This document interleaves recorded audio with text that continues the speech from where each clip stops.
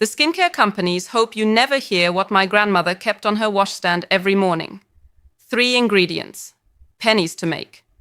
And in a 2026 comparison study, it beat a $90 peptide cream by a wide margin. 34% elasticity improvement versus 22%. Same 30 days. But here is what makes this remarkable. This recipe has outlasted every skincare trend since the early 1800s. So why did a centuries-old Amish tonic outperform a laboratory-engineered cream costing $90 a jar? By the end, you will have the full recipe, the science behind each ingredient, and a 7-day plan to start using it tonight. Lancaster County, Pennsylvania. Rolling farmland. No electricity. No synthetic additives, and skin that the neighbors could not stop staring at. Amish communities in this region have used a vinegar-based herbal tonic since the early 1800s. It was not invented in a laboratory. It was not patented. It was passed from grandmother to daughter to granddaughter, generation after generation, without a single press release. Think about what that means for a moment. 200 years of consistent use. 200 years of women waking up, reaching for the same small bottle, pressing the same cloth to their cheekbones, and walking out into the world with skin that told its own story. No clinical trial funded that tradition. No marketing department sustained it. It survived on results alone. Elder Samuel Yoder of Lancaster County is credited with refining the recipe into the form that survived the longest. He sourced every ingredient locally. Pennsylvania herbs, raw apple cider vinegar from the family press. Nothing imported. Nothing processed. He rose before dawn most mornings, and by the time the rest of the household was awake, he had already tended to the fermentation crocks lined along the back wall of his cellar. The smell down there was sharp and alive, vinegar and earth and something faintly floral from the dried herbs hanging overhead. The light barely reached the stone floor. The crocks sat in rows, their cloth covers tied with kitchen twine, each one labeled in a careful hand. Elder Yoder moved between them slowly, lifting each cover, checking the color and clarity of the liquid beneath, pressing the back of his wrist to the ceramic to feel the temperature. He did not use instruments. He used attention. He tilted each crock slightly toward the thin strip of light that came through the cellar window, watching how the liquid moved, whether it was clear or cloudy, whether the mother had settled evenly or drifted to one side. If the color had shifted too far toward amber, he noted it. If the smell had gone flat, he noted that too. He simply paid attention to what the land provided, and the land provided everything the skin needed. The women in these communities were known for something their English neighbors found difficult to explain. Clear skin, firm skin, skin that aged slowly and gracefully. No department store counter, no dermatologist appointments, just the same small bottle on the washstand every single morning. Visitors to Lancaster County in the mid-1800s wrote about it in letters home. One account described the complexion of an Amish woman in her 60s as looking, to the writer's astonishment, like that of someone 20 years younger. The writer assumed it was diet. It was not only diet. The English neighbors started asking questions. What are you using? What is in that bottle? The answers were always simple, always the same, and the women giving those answers never seemed to think it was remarkable at all. To them, it was just what you did. You woke up. You fed the animals. You pressed the cloth to your face. You went about your day. The quiet confidence behind that routine, passed down across 2 centuries without interruption, is exactly what the skincare industry never saw coming. It was 2026, and the global skincare market was sitting at over $200 billion, built almost entirely on one idea: that newer meant better. Walk into any pharmacy or department store and the shelves tell the same story: sleek packaging, clinical-sounding names, prices that climb past $90 without apology. The promise is always the same: firmer skin, fewer lines, visible results in 30 days. The marketing budgets behind those promises are staggering. Some of the most recognized skincare brands spend more on advertising in a single quarter than most small countries spend on public health. The television commercials feature dermatologists in white coats, standing in front of equipment that looks expensive and authoritative. The magazine spreads use lighting that would make anyone's skin look flawless. The before and after photographs are carefully selected. Everything about the presentation is engineered to make you feel that without this product, you are falling behind. But here is what those budgets are not going toward. Ingredients. Most $90 peptide creams are built on a foundation of synthetic compounds and laboratory-engineered retinol derivatives. For some skin types, those compounds deliver results. For many others, they deliver irritation, redness, and a slow creeping suspicion that something is not working. The synthetic peptides are suspended in a base loaded with preservatives, stabilizers, and fillers. Those fillers are not inert. They dilute the concentration of whatever active ingredient is supposedly doing the work. By the time the product reaches your skin, the active compound is fighting through a crowd just to make contact. The preservatives extend shelf life. The stabilizers prevent separation. The emulsifiers create a texture that feels luxurious in your hand. None of those things are doing anything for your skin. They are doing something for the product's appearance and longevity on a retail shelf. The gap between what an ingredient costs to source and what a product costs to buy is where the profit lives. A synthetic peptide blend costs fractions of a cent per application to manufacture. The $90 price tag reflects the cost of the bottle, the box, the celebrity, the magazine spread, and the retail shelf space. Not the ingredient. Never the ingredient. If that sounds bad, keep watching. The 2026 comparison study that rattled the industry did not come from a fringe blog or a wellness influencer. It came from a controlled laboratory environment with a straightforward methodology. 2 groups, same age range, same baseline skin elasticity measurements. One group used a leading $90 peptide cream, applied as directed, for 30 consecutive days. The other group used a 3-ingredient tonic with roots in Amish tradition, applied the same way for the same 30 days. Researchers measured elasticity using a cutometer, a device that applies gentle suction to the skin and measures how quickly and completely it returns to its original position. The measurements were taken at baseline, at day 15, and at day 30. The protocol was identical for both groups. The researchers were blinded to which group was using which product until the final measurements were recorded. The peptide cream group showed a 22% improvement in skin elasticity at the end of the trial. That number is not nothing. 22% is a real result. The brand selling that cream would put that number on the box and call it a breakthrough. They would print it in bold type next to a photograph of a woman with luminous skin and a satisfied expression. They would run it in advertisements for the next 3 years. The Tonic group showed 34% improvement. Same window, same measurement protocol. 12 percentage points higher than the product that costs $90 and carries a laboratory pedigree.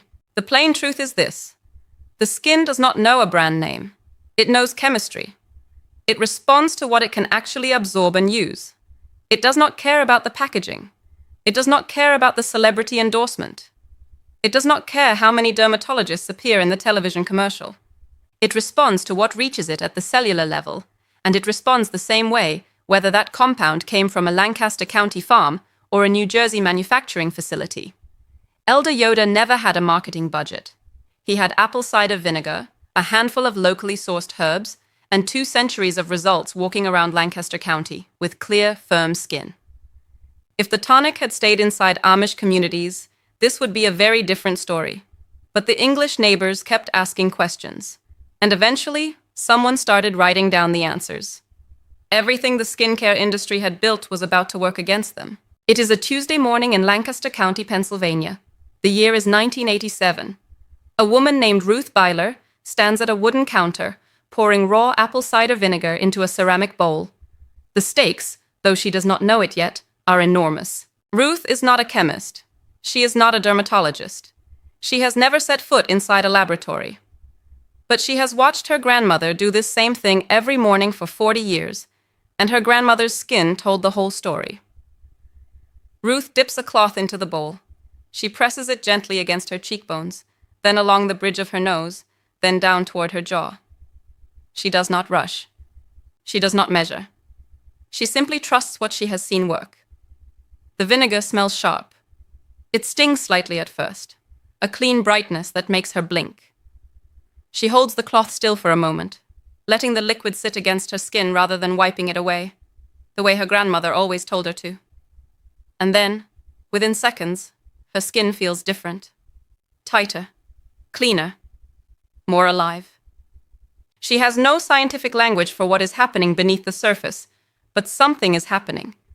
The cloth goes back into the bowl. She wrings it out slowly, watching the pale amber liquid fall back in thin streams. She folds it neatly and sets it on the edge of the counter to dry. The morning light comes through the window at a low angle, catching the surface of the vinegar in the bowl, turning it amber and gold. Ruth looks at her reflection in the small mirror above the counter. She looks at the skin along her jaw, the texture of her cheekbones, the faint lines near her eyes. She tilts her head slightly. She does not smile. She simply looks, the way a person looks when they are keeping track of something. And then Ruth made the one decision that changed everything. She started keeping a written record. She fills a small notebook with dates, observations, and measurements. The pores along her nose, the fine lines near her eyes, the texture of her skin on mornings after she skipped the tonic versus mornings after she used it. Week by week, the entries tell a consistent story. The skin improves. The lines soften. The pores tighten. The redness that used to flare along her cheeks after cold mornings fades and stays faded. Her handwriting is small and careful. The entries brief but precise. She notes the temperature of the room. She notes whether she diluted the vinegar more or less than usual. She notes the days when her skin felt reactive and the days when it felt calm. She notes the mornings when she added a few drops of witch hazel to the bowl, and the mornings when she did not, and whether the difference showed in the mirror by midday. She is not conducting a study. She is simply paying attention, the way Elder Yoda paid attention to his crocs in the cellar, the way her grandmother paid attention to the cloth and the bowl and the mirror every morning for 4 decades.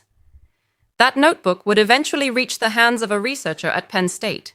It would become one of the earliest documented accounts of ACV used as a topical skin tonic in an Amish household. Everything that followed traced back to that ceramic bowl on a Tuesday morning. But what nobody saw coming was the reason the vinegar worked at all, and it had nothing to do with the smell. The science is not complicated, but the industry spent decades hoping you would never hear it. Apple cider vinegar contains natural alpha-hydroxy acids, AHAs. These are the same compounds that high-end skincare brands charge $60, $70, $80 to deliver in a serum. As work by gently dissolving the bonds between dead skin cells and the surface beneath them. The dead cells lift away. What is left is firmer, smoother, younger-looking skin. And no, I am not making that up. This is basic biochemistry. It is in the peer-reviewed literature. It has been replicated in controlled settings. The Amish women of Lancaster County were doing it with a $2 crock of vinegar. There is a second mechanism that matters just as much. Human skin has a natural pH. It sits between 4.5 and 5.5 on the scale, slightly acidic. Commercial cleansers, most of them, strip that balance completely. They are alkaline. They leave the skin's barrier compromised, dry, and vulnerable. Apple cider vinegar sits at a pH of roughly 3.1 in its raw form. Diluted correctly, it restores the skin's acid mantle. It brings the surface back to where it is supposed to be. The skin stops overproducing oil to compensate. Pores tighten. Redness fades. The barrier that was being stripped away every morning by an alkaline cleanser begins to rebuild itself, quietly, without fanfare, while you sleep. The astringent properties alone are worth noting. Consistent use, meaning daily, over 2 to 3 weeks, produces visible pore reduction. Not invisible. Visible. The kind you can see in a mirror without squinting. The kind that makes you stop and look twice on a Wednesday morning when you are not expecting anything to be different. One detail matters above all others. The kind of ACV being used in these Amish households was raw and unfiltered, with what is called the mother still intact. The mother is the colony of beneficial bacteria and enzymes that forms during fermentation. It looks like a cloudy sediment at the bottom of the bottle, sometimes stringy, sometimes just a general haziness that makes the liquid look almost alive. Most commercial apple cider vinegar is filtered and pasteurized. The mother is removed. The beneficial compounds go with it. Filtered ACV was a warning sign hiding in plain sight on grocery store shelves for decades.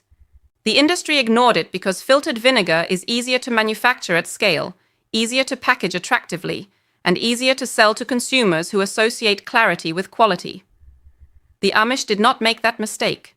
They kept a crock of raw, unfiltered ACV in their homes year-round. Not as a luxury, not as a wellness trend, as a staple, like salt, like water. It sat on the counter beside the bread and the butter because it was considered just as essential. Children grew up knowing what the mother looked like. They were taught not to shake the bottle too hard. They were taught to pour gently, so the sediment stayed distributed. These were not instructions from a label. They were instructions from a grandmother, passed across a kitchen table on a winter afternoon, the wood stove ticking in the corner, the smell of bread somewhere in the background, and the small amber bottle sitting between two pairs of hands like something worth protecting. A researcher named Dr. Carol Fenn documented this in a 2019 ethnographic study of traditional Amish household practices. She noted that ACV appeared in nearly every home she visited across 3 counties. It was used for cooking, for cleaning, and for skin. No one had told these families it was special. They simply knew it worked. Elder Yoder saw it coming.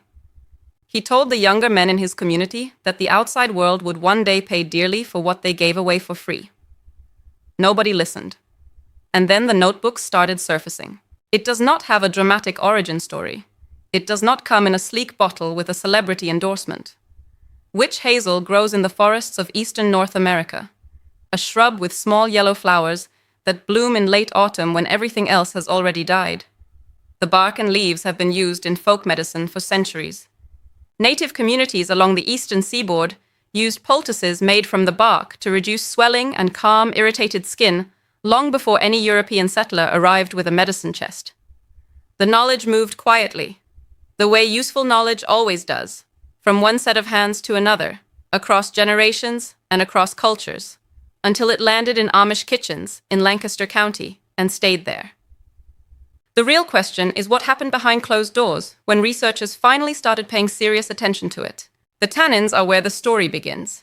Tannins are naturally occurring polyphenolic compounds. They constrict tissue on contact. When applied to skin, they reduce puffiness, tighten the surface, and visibly shrink the appearance of enlarged pores. This is not a slow process. It happens within minutes. You can feel it. A slight drawing sensation, a coolness, and then a firmness that was not there before. A woman in 1840 pressing a witch hazel poultice to her face, and a woman in 2024 reaching for an alcohol-free witch hazel toner are doing the same thing, separated by 2 centuries and a marketing budget. The anti-inflammatory properties are what make witch hazel indispensable in this particular tonic. Apple cider vinegar is powerful, but it is also sharp.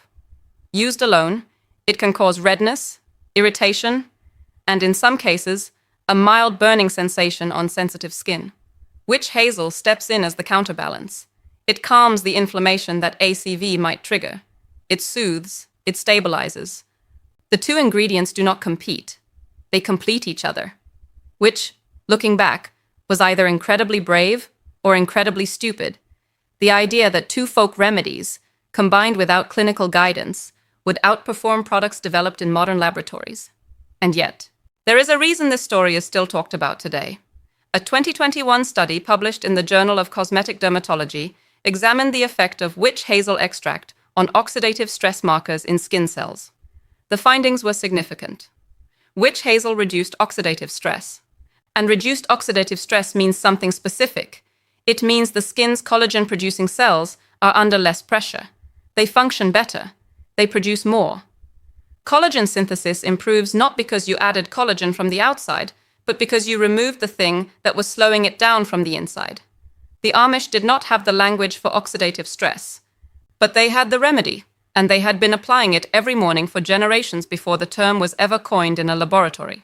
The version that matters is alcohol-free. This is not a minor distinction. Many commercial witch hazel products use alcohol as a preservative and carrier. Alcohol is itself an irritant. It strips the skin barrier. It defeats the purpose entirely. The Amish tonic used a water-based witch hazel distillate, the kind that costs less than $10 at any pharmacy, and has been sitting on the bottom shelf, overlooked, for decades. Not the kind with the green label and the sharp chemical smell. The plain kind. The kind that looks like water and smells faintly of something clean and botanical and old. A woman named Margaret Stoltzfus, interviewed in 2018 by a regional heritage publication in Ohio, described her family's use of witch hazel as unremarkable. Her words were precise. She said, and this is a direct quote, "We never thought of it as medicine. It was just what you used." That sentence contains more wisdom than most skincare marketing copy produced in the last 30 years. It describes a relationship with a remedy that is so thoroughly integrated into daily life that it requires no justification, no endorsement, and no before and after photograph. It simply exists, the way morning exists, the way the washstand exists, the way the cloth folded neatly on the edge of the bowl exists. For a while, things actually seemed fine. The tonic circulated quietly through Amish communities, unremarked upon, unpatented, and free. That did not last. Rose water. Elder Yoder never needed a lab to know it worked.